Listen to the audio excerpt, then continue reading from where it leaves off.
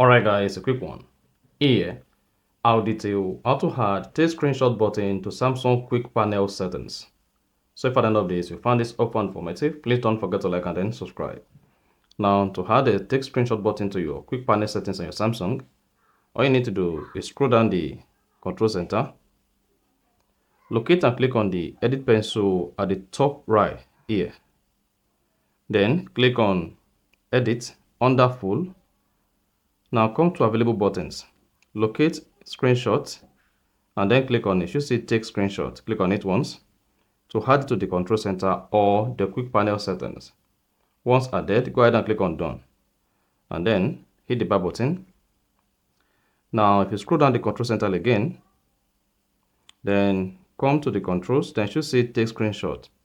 Now to take screenshot using the quick panel settings, all you simply need to do is go ahead and tap take screenshot, and then that's going to take the screenshot on your Samsung phone. So like this. So if you found this helpful and informative, please don't forget to like and then subscribe.